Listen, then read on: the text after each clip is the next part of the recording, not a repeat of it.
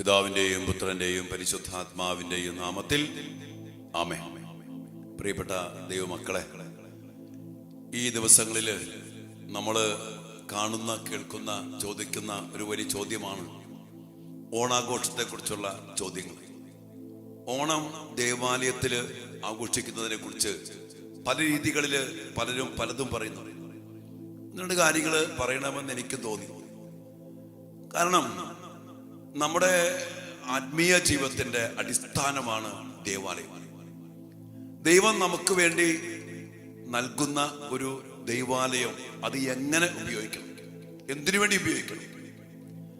ഇതൊരു സാംസ്കാരിക ആഘോഷങ്ങൾക്ക് വേണ്ടിയോ, അല്ലെങ്കിൽ ഭൗതികമായ കാര്യങ്ങൾക്ക് വേണ്ടിയോ, അല്ലെങ്കിൽ ഈ ലോകത്തിന്റെ മറ്റു കാര്യങ്ങൾക്ക് വേണ്ടി ഉപയോഗിക്കാനുള്ളതല്ല ദേവാലയം. കഴിഞ്ഞ ദിവസം ഒരച്ഛൻ പറയുണ്ടായി, ഓണാഘോഷിക്കാൻ പാടില്ലെന്നൊക്കെ പറയുന്നത് ധ്യാനഗുരുക്കന്മാരുടെ ജൽപ്പനങ്ങളാണെന്നും സാംസ്കാരിക അനുരൂപണങ്ങളെ എങ്ങനെ സ്വീകരിക്കണമെന്നും അറിയാൻ പാടില്ലാത്തവരാണെന്നും ഒക്കെ പറഞ്ഞ് ഭയങ്കരമായിട്ട് അങ്ങനെ പറയുന്നു. വേറൊരച്ഛൻ പറഞ്ഞു, സ്വകാര്യം എന്ന് പറയുന്നൊരു വീഡിയോ ആണ്, അത് ആരച്ഛനാണെന്ന് അറിയത്തില്ല. അദ്ദേഹം അതിനെക്കുറിച്ച് ന്യായീകരിച്ചിരിക്കണം. അതിനെക്കുറിച്ച് ഒരു ഡിബേറ്റ് വയ്ക്കാൻ വേണ്ടി പോയി. അപ്പൊ ഒരു ഹൈന്ദവ സഹോദരങ്ങളെ മുറിവേൽപ്പിക്കുമെന്ന് പറഞ്ഞ് ഡിബേറ്റ് വയ്ക്കാണ്ടിരുന്നു. പക്ഷെ അതിന് ന്യായീകരിക്കാണ്, പള്ളിയിൽ വെച്ച് ഓണം ആഘോഷിക്കുന്നതിനെ കുറിച്ച് ന്യായീകരിക്കണം. അതേ തന്നെ പണ്ട് അതിൽ തന്നെ പറഞ്ഞ വേൾഡ് കപ്പ് പള്ളിയിൽ വെച്ച് കാണിച്ചു, ആളുകളെ കൊണ്ട്, പിള്ളേരെ കൊണ്ട് വേൾഡ് പള്ളിയിൽ വെച്ച് കാണിച്ചു. അതിനെ ആരാണ്ട് ഇടവെക്കാൻ എതിർത്തപ്പോ അദ്ദേഹത്തോട് പറഞ്ഞ മറുപടി അദ്ദേഹം സ്വകാര്യമെന്നൊരു വീഡിയോ പറഞ്ഞു. പ്രിയപ്പെട്ടവരെ, എന്റെ മനസ്സിലേക്ക് വന്നത് വേറൊന്നുമല്ല. ദൈവാലയം എന്ന് പറയുന്നത് ദൈവത്തിന്റെ ആലയമാണ്. ക്രൈസ്തവ ദേവാലയം പരിശുദ്ധനായ ദൈവത്തിന്റെ ആലയമാണ്. എന്തിനു വേണ്ടി? കർത്താവിന്റെ കുരിശുമരണത്തെ ആഘോഷിക്കുവാനും ആ കുരിശുമരണത്തിൽ സംഭവിച്ച ദൈവികമായ രക്ഷാകര രഹസ്യങ്ങൾ സ്വന്തമാക്കിയെടുക്കാനും അതിനുവേണ്ടി ഉള്ള ദേവാലയം, ദിവ്യകാരുണ്യം, വിശുദ്ധ കുർബാന, പാപത്തെ, ശാപത്തെ, മരണത്തെ, കടങ്ങളെ, സാത്താന്റെ ആധിപത്യങ്ങളെ തകർത്തെറിഞ്ഞ് മനുഷ്യമക്കളെ വീണ്ടെടുക്കുന്ന കർത്താവിന്റെ കുരിശിലെ ബലി പരിക്രമം ചെയ്ത് അതിന്റെ യോഗ്യതകൾ നിറയപ്പെട്ട ഉദാശകൾ സ്വീകരിച്ച് അതിലൂടെ ഈശോ നമുക്ക് നൽകിയ ഈശോയുടെ സാന്നിധ്യമാകുന്ന ദിവ്യകാരുണ്യം അറിയപ്പെട്ട സക്രാരിയിൽ കർത്താവിനെ ആരാധിച്ച് ദൈവത്തെ മഹത്വപ്പെടുത്തി ദൈവാനുഗ്രഹം പ്രാപിക്കേണ്ട ഒരു ഇടമാണ് ദേവാലയം. ദൈവം അതിനുവേണ്ടി തന്റെ മക്കൾക്ക് തരുന്ന സ്ഥലം. അവിടെ മറ്റു കാര്യങ്ങൾ ചെയ്യാൻ പാടില്ല. ഓണത്തെ കുറിച്ച് പറയുമ്പോൾ അതിന് അതിൻ്റെതായ ചില അർത്ഥങ്ങളുണ്ട്, ചില സന്ദേശങ്ങളുണ്ട്. ഇപ്പൊ മഹാബലി എന്ന് പറയുന്ന അസുരൻ ആണ് എന്ന് പറയുമ്പോൾ, അസുരൻ എന്ന് പറയുമ്പോൾ തന്നെ അതിന് കൺസെപ്റ്റ് ഒക്കെ ഉണ്ട്. വാമനൻ അല്ലെങ്കിൽ മഹാബലി, അസുരൻ, ദൈവൻ ഇറങ്ങി വരുന്നു, ചവിട്ടിത ഒക്കെ നമുക്കറിയാം. ഈ നോർത്ത് ഇന്ത്യക്കാരൊക്കെ വാമന ജയന്തി എന്നൊക്കെ പറഞ്ഞ് ആഘോഷിക്കുന്ന പറയാം. അതിനെ കുറിച്ചൊക്കെ നമുക്കറിയാൻ പറയാം, അതിനെ കുറിച്ച് അധികം പറയുന്നില്ല. പ്രിയപ്പെട്ടവരെ, ഞാൻ പറയാണ്, ഇത് എന്തിന് നമ്മുടെ ദേവാലയത്തിലേക്ക് ഇന്ന് ഞങ്ങൾക്ക് ഇവിടെയൊക്കെ പള്ളികളിൽ മത്സരിക്കണം. ഇവിടെ അടുത്തൊരു പള്ളിയിൽ ഓണച്ചന്ത വെച്ച്, പള്ളിയിൽ ഓണച്ചന്ത, ഇത് കാണുമ്പോ സങ്കടം വരുവാണ്. അതായത് ദേവാലയത്തിന്റെ പരിശുദ്ധി. സോളമൻ 2 ദിനവൃത്താന്തം 7-ാം അധ്യായത്തില് അവിടെ 6-7 അധ്യായത്തിലൊക്കെ ദേവാലയത്തെ പ്രതീക്ഷിച്ച് ആ ദേവാലയത്തിലെ ദൈവത്തിന് സമർപ്പിച്ചുകൊണ്ട് പ്രാർത്ഥിക്കുന്നുണ്ട്. കർത്താവേ, അങ്ങേക്ക് വസിക്കാനുള്ള ഒരു ആലയമായിട്ട് ഈ ആലയത്തെ അങ്ങ് തിരഞ്ഞെടുക്കണം, അങ്ങയുടെ സാന്നിധ്യം ഇവിടെ നിറയ്ക്കണം. നമുക്കറിയാം, ഒരു ദേവാലയത്തില് പരമപരിശുദ്ധനായ ദൈവത്തിന്റെ സാന്നിധ്യമുണ്ട്. ആ സാന്നിധ്യം, അപ്പൊ ദൈവം പറയണ്, സോളമ, എനിക്ക് വസിക്കാനും നിങ്ങൾക്ക് ബലിയർപ്പിക്കാനുമുള്ള ഒരു ഇടമായിട്ട് ഞാൻ ഈ സ്ഥലം തിരഞ്ഞെടുത്തിരിക്കുന്നു. ഞാൻ മഴ തരാതെ ആകാശം അടയ്ക്കുമ്പോ, വിട്ടുകിളികൾ ദേശത്തെ നശിപ്പിക്കുമ്പോ, വിളവ് നശിപ്പിക്കുമ്പോ, മഹാമാരി ദേശത്തെ കീഴടക്കുമ്പോ, എന്റെ നാമം പേർന്ന എന്റെ ജനം തങ്ങളെ തന്നെ എളിമപ്പെടുത്തി പ്രാർത്ഥിക്കുകയും തങ്ങളുടെ ദുർമാർഗം പിന്തിരിഞ്ഞ് ഈ ദേവാലയത്തിൽ വന്ന് എന്നെ വിളിച്ചപേക്ഷിക്കുകയും ചെയ്താൽ ഞാൻ സ്വർഗത്തിൽ നിന്ന് അവരുടെ പ്രാർത്ഥന കേട്ട് അവരെ അനുഗ്രഹിക്കും, ദേശം ഞാൻ സമൃദ്ധമാക്കും. കർത്താവ് പറയാ, ഇവിടെ നിന്ന് ഉയരുന്ന പ്രാർത്ഥനകൾക്ക് നേരെ എന്റെ കണ്ണും കാതും ജാഗരൂകമായിരിക്കും. ഇതുപോലെ ദൈവം വസിച്ച് തന്റെ ജനത്തെ അനുഗ്രഹിക്കുന്ന, അതും എങ്ങനെയാ? എളിമപ്പെട്ട് പ്രാർത്ഥിക്കണം, ദുർമാർഗ്ഗം പിന്തിരിയണം, സത്യം പറഞ്ഞ സത്യദൈവത്തിനല്ലാതെ മറ്റൊന്നിന് പ്രാധാന്യം കൊടുക്കുന്ന ഒരു ഒന്നാം പ്രമാണ ലംഘനം നമ്മുടെ പള്ളിയിൽ നടക്കാൻ പാടില്ല. പള്ളി കോമ്പൗണ്ടിൽ നടക്കാൻ പാടില്ല. ഇന്ന് ഓണാഘോഷം മാത്രമല്ല, ഇന്ന് പലതും നമ്മുടെ തിരുനാൾ ആഘോഷം. കഴിഞ്ഞ ദിവസം ഒരു പള്ളിയിൽ അൽത്താഴയുടെ മുമ്പിൽ എന്തോ ഒരു ഡേ പ്രമാണിച്ച് അച്ഛന്മാരിയ്ക്കുന്നു. 2 പെൺകുട്ടികള് എന്താ ഗോപിക, അങ്ങനെയൊക്കെ ഗോപിക വാസം ഒരു പാട്ട് പാടിക്കൊണ്ട് ഡാൻസ് കളിക്കുക പള്ളിയിൽ. എന്റെ മക്കളെ, ദേവാലയത്തിന്റെ ചൈതന്യം ആ ഡാൻസ് കളിക്കുന്ന പള്ളിയിൽ, അല്ലെങ്കിൽ ഇങ്ങനെയുള്ള ആഘോഷം നടത്തുന്ന പള്ളിയിൽ പിറ്റേ ദിവസം ഒരു വിശുദ്ധ കുർബാന അർപ്പിക്കുമ്പോൾ അതിൽ പങ്കെടുക്കുന്ന കൊച്ചു മക്കളുടെ, യുവമക്കളുടെ ജനത്തിന്റെ അവസ്ഥ എന്തായിരിക്കും? ദേവാലയ പരിശുദ്ധി, ഞാനിപ്പോ അങ്ങനെ ഈ ദേവാലയത്തിലെ പരിശുദ്ധി നഷ്ടപ്പെടുത്തി കഴിഞ്ഞാൽ ഈ ദേവാലയങ്ങള് ലോകാരൂപിക്ക് അടിമപ്പെട്ടു പോവും. സത്യദൈവത്തിന്റെ സാന്നിധ്യം തന്നെ നഷ്ടപ്പെട്ടു പോവും. അതൊരു വലിയൊരു സത്യമാണ്. നമുക്കറിയാം, ഇന്ന് ഞാൻ കഴിഞ്ഞ ദിവസം ഒരു വീഡിയോ ഉണ്ട്, ഒരു ദേവാലയം ബാറാക്കി മാറ്റിയിരിക്കുന്നു. ഒരു കാര്യം ഓർത്തോ, സത്യദൈവത്തെ ആരാധിക്കാത്ത ഒരു ദേവാലയത്തിൽ, ഒരു ദേവാലയ കോമ്പൗണ്ടില് അവിടെ പിശാച് കയറി ആ ദേവാലയത്തെ മറ്റു പലതിനും വേണ്ടി ഉപയോഗിക്കുന്ന ഒരു ഇടമാക്കി മാറ്റും. ദൈവം അത് മാറ്റും. ഇന്ന് പള്ളികളൊക്കെ വിറ്റഴിക്കുക ലോകത്തിന്റെ പല ഭാഗങ്ങളിലും. പഠിച്ചോ, ശരിക്കും പഠിച്ചോ. ആ ദേവാലയത്തിന്റെ പരിശുദ്ധി സത്യദൈവത്തെ ആരാധിക്കേണ്ടതിന് പകരം ഒന്ന് ആരാധിക്കാതെ അല്ലെങ്കിൽ മറ്റു കാര്യങ്ങൾക്ക് ഈ ദേവാലയത്തെ വിട്ടുകൊടുത്തപ്പോ എന്റെ പ്രിയപ്പെട്ട മക്കളെ, ദൈവം കൈവിട്ടു. ഇന്ന് ഇനി കേരളത്തിൽ സംഭവിക്കാൻ പോകുന്ന ഒരു വലിയ ദുരന്തമാണ് ഈ വക ആഘോഷങ്ങള്, ഈ വക പരിപാടികള്. സത്യദൈവത്തെ, പരമപരിശുദ്ധനായ ദൈവത്തെ പരിശുദ്ധിയോടെ ആരാധിക്കാതെ അതിന് പകരം ഓരോന്ന് വിളിച്ചു കയറ്റി സാംസ്കാരിക അനുരൂപണങ്ങൾ. ഇതൊന്നിനൊന്നല്ല, ദൈവത്തിന്റെ ആലയത്തെ അതുപോലെ പരിശുദ്ധിയിൽ കാത്തു സൂക്ഷിക്കണം. അവിടെ അത് ചെയ്യാനും ഇത് ചെയ്യാനും പിന്നെ എല്ലാത്തിനും ഒരു സംഭവക്കുണ്ട്. ഒരു നക്ഷത്രം തൂക്കുമ്പോ അതിനൊരു അർത്ഥമുണ്ട്. ഓരോ കാര്യത്തിലും ഈ പൂക്കളം 10 അല്ലെ 10 അതിന്റെ 10 ദൈവന്മാരെ ആരാധിക്കുന്ന അതിന് ചരിത്രമുണ്ടെന്ന്.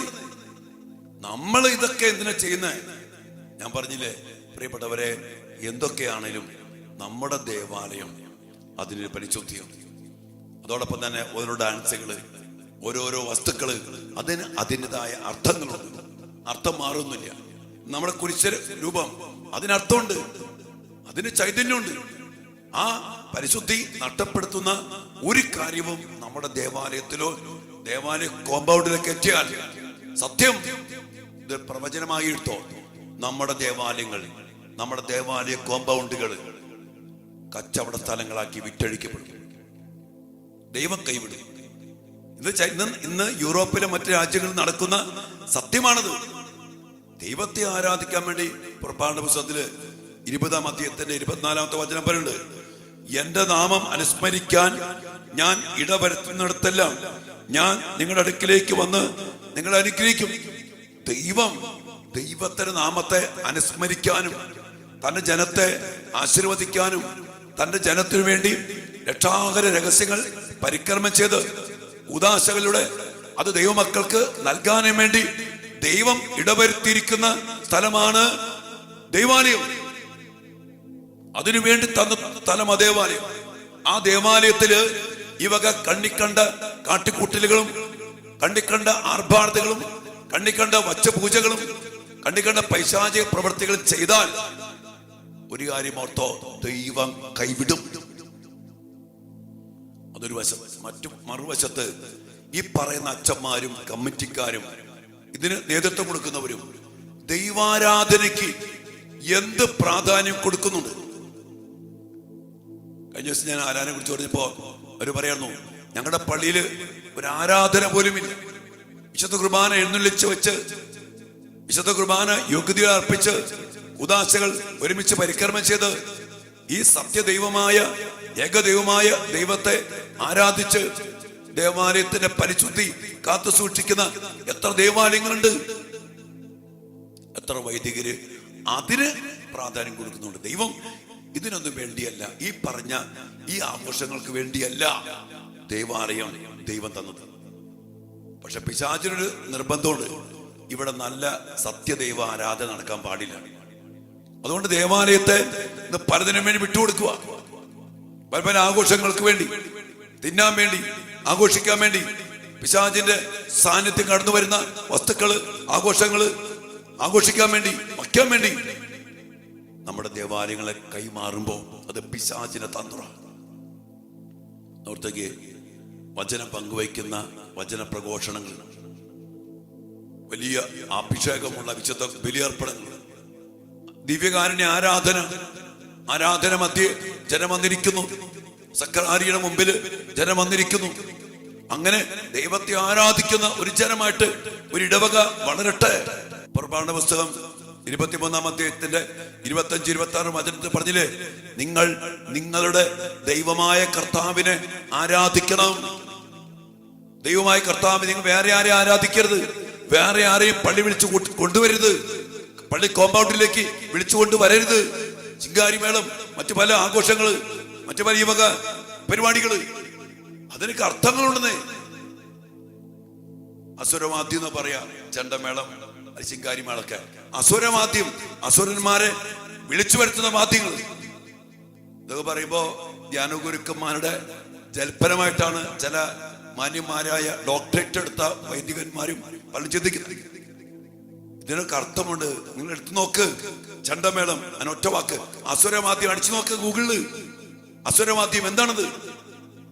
അല്ലെങ്കിൽ ഈ വക കാര്യങ്ങൾ, മഹാബലി, അസുരൻ, ഇതുമായിട്ട് ബന്ധപ്പെട്ട കാര്യങ്ങൾ, ഇതൊക്കെ ഇത് വെറും തമാശകളില്ല.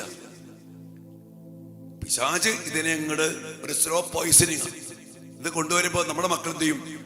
ആ വിശ്വാസം ശരിയാണ്, ഈ വിശ്വാസം ശരിയാണ്, അതും ആഘോഷിക്കാം, ഇതും ആഘോഷിക്കാം. ദൈവമക്കളെ പോലെ ജീവിക്കണം. സംഗീത പുസ്തകം 23-ാം അധ്യായത്തില് ബാലാം പറയുന്നുണ്ട്, അവർ വേറിട്ട് പാർക്കുന്ന ജനമാണ്, ഇടകലരാത്ത ജനമാണ്, തിന്മയില്ലാത്ത ജനമാണ്, അകൃത്യമില്ലാത്ത ജനമാണ്. അവർ വേറിട്ട് പാർക്കുന്നു. അതുകൊണ്ട് ഇവിടെ പറയാണ്, അവരുടെ ദൈവമായ കർത്താവ് അവരുടെ കൂടെയുണ്ട്. ദൈവം കൂടെ ഉണ്ടെന്നേ. ഇതുകൊണ്ടാ ഇന്ന് നമ്മുടെ കൂടെ ദൈവം ഒന്നും ഉണ്ടെന്ന് എനിക്ക് തോന്നണില്ല. നമ്മുടെ ഇടവക ദേവാലയങ്ങളില്, നമ്മുടെ കോമ്പൗണ്ടുകളില്, നമ്മുടെ കുടുംബത്തില് ദൈവം ഉണ്ടാവണമെങ്കിൽ കർത്താവ് പറഞ്ഞ കാര്യം ചെയ്യണം.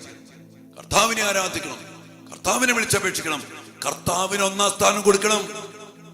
അതിനുവേണ്ടി ഞാൻ പറയും, പള്ളി അതിനു വേണ്ടിയുള്ളതാണ്.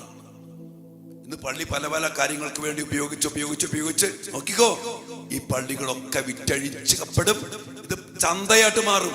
ഇന്ന് പല പള്ളികളും നമ്മുടെ ചന്തയായിട്ട് മാറിയിരിക്കും, ഒരു സംശയമില്ല. അതുകൊണ്ട് പ്രിയപ്പെട്ട മക്കളെ, നമ്മുടെ ദൈവം നമുക്ക് തന്ന ദേവാലയം, അവിടെ ദൈവികമായ കാര്യങ്ങള്, സത്യവചനങ്ങള്, സത്യപ്രബോധനങ്ങള്, യഥാർത്ഥമായ കൂദാശ പരിക്രമങ്ങള്.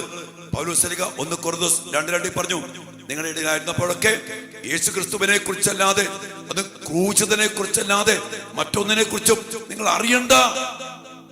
ഈ ക്രൂശിതനെ കുറിച്ച് ഏകരക്ഷകനാകുന്ന യേശു ക്രിസ്തു. ഞാൻ ചോദിക്കട്ടെ, ഈ വക ആഘോഷങ്ങളിലൂടെ ഈ സത്യ സുവിശേഷം പ്രഘോഷിക്കാൻ പറ്റുന്നുണ്ടോ? ഏകരക്ഷകനാകുന്ന യേശു ക്രിസ്തു അവന്റെ മരണത്തിലൂടെ നേടിത്തുന്ന രക്ഷ, അത് പ്രഘോഷിക്കാൻ ഈ ആഘോഷങ്ങളെ പറ്റുന്നുണ്ടോ? ഇതല്ലെങ്കിൽ പിന്നെ എന്തിന്?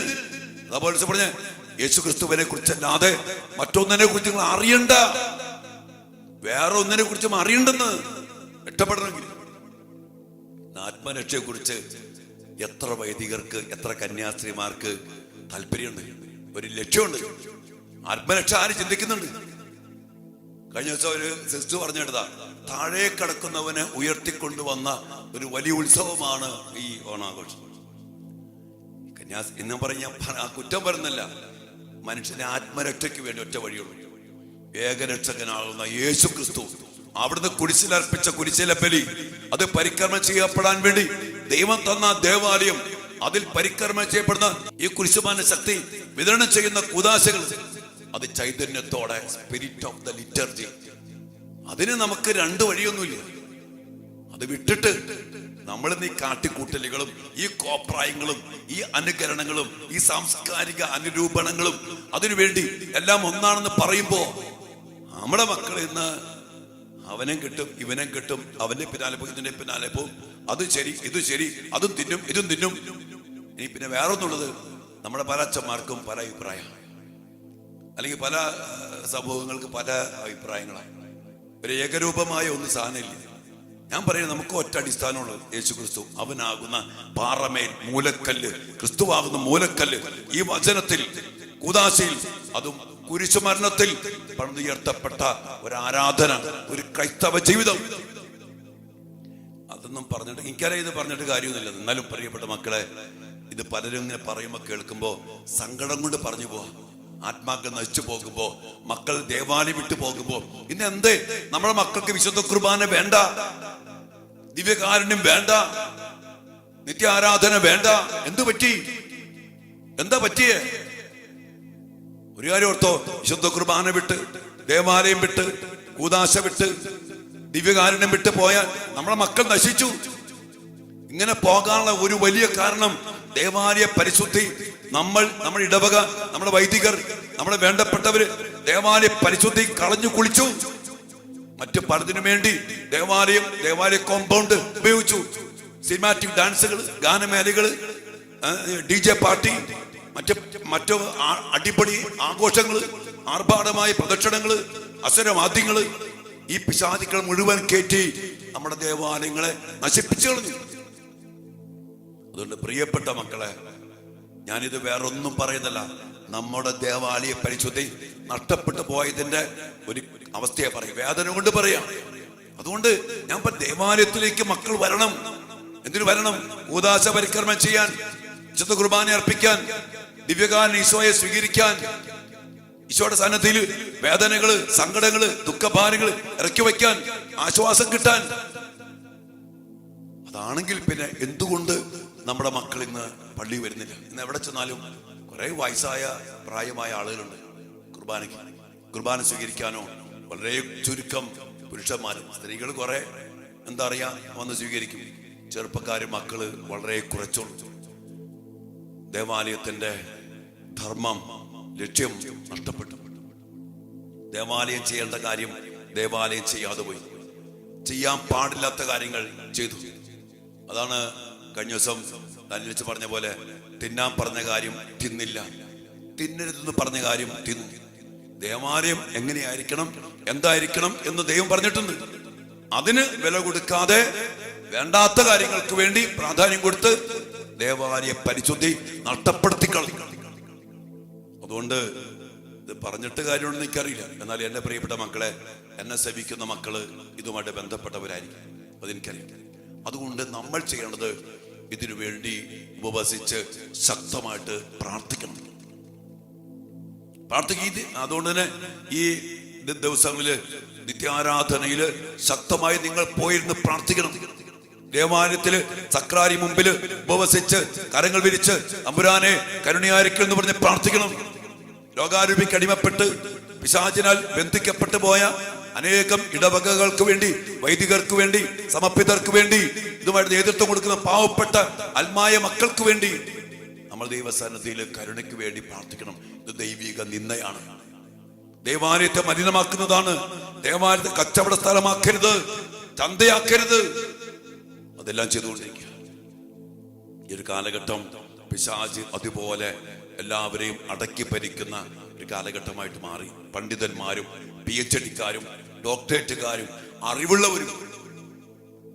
പ്രിയപ്പെട്ട ദൈവമക്കളെ, ഞാൻ പറയുകയാണ്, യഥാർത്ഥമായ അടിസ്ഥാനം നമ്മൾ മനസ്സിലാക്കണം.